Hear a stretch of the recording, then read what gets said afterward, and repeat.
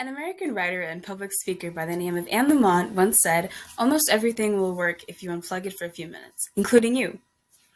Do you have some work that you've been putting off because it seems like a big task and it seems like it might take a lot of time? Or do you get distracted, burnt out, or just can't focus on working on one task for a long period of time? Well, I have a technique that might work for you, the Pomodoro technique. In this presentation, I will be going over how the Pomodoro technique can help to increase your concentration and focus and improve your productivity. To go over why you should use this technique, let's answer some questions. First, what is the Pomodoro technique? What is it? I'll give a short explanation and a brief history. Secondly, I will go over what are some benefits to this method. And thirdly, I'll go over what kind of people can this method help. So first, let's start with the short history. This technique was created by Francisco Cirillo, the man in the picture. He was a university student at the time, and he created this around the late 1980s. He used a tomato-shaped kitchen timer, and he set it to 10 minutes and focused on his work for 10 minutes. He used those 10 minutes dedicated to his focus, and when the timer went off, he took a short break and repeated that cycle. That's a bit of the history behind it. And it's called the tomato timer. That's a bit of a nickname because Pomodoro in Italian means tomato. So that's how it got the nickname tomato timer. The Pomodoro technique is a simple and effective time management tool. I'll go over some steps right now. First, you decide on the task that you need to do. Second, you set a timer to. The average is about 25 minutes, but you can change this to whatever works for you. Third, you work on the task until the timer rings. The next step is you take a short 5 to 10 minute break. And after 4 cycles of that, you take a longer break, 15 to 30 minutes, or even longer if that works for you. Secondly, we'll go over some benefits to this method. The Pomodoro technique is a very adaptable method and very flexible. It can work with your schedule easily. You can change the time intervals to be longer or shorter to fit your schedule. You can, instead of 25 minutes, you can do 45 minutes and then have a 10 or 15 minute break in between and continue that cycle. And then when it comes around for your final break after your 4 cycles, you can take an hour break.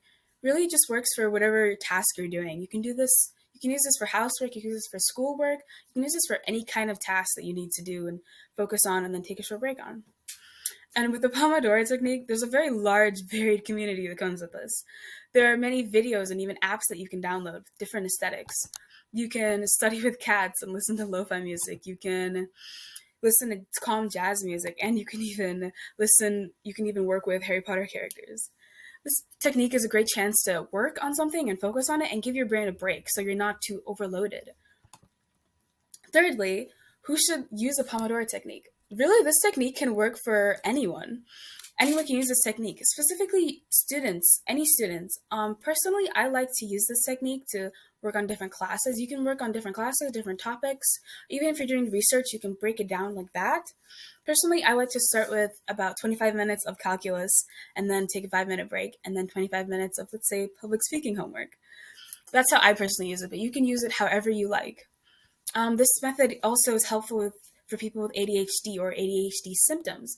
Some research shows that having those small time blocks is really helpful and can reduce the anxiety of having to face an overwhelming task. So this technique can really work for everyone. And that was my last point. Let's do a bit of recap. So we looked into the creation of this simple and effective time management tool. We looked into its author a little bit, or the creator of it. We looked over how it works and how this can benefit you, some benefits to it, how it works for almost everyone. I will say that this technique doesn't work for everyone because some people don't like to have their flow interrupted once they get started. And that's totally fine. There are other methods that work better for that kind of way. But personally, I think the Pomodoro technique can be really helpful, especially for students. And that was the end of my recap. So, are there any big tasks around your house that you need to work on? Do you maybe have some studying that you can do for upcoming finals? Take a chance and try out this method. The Pomodoro technique can be used anytime for any task, and it's incredibly flexible. So, test out different time intervals and see what works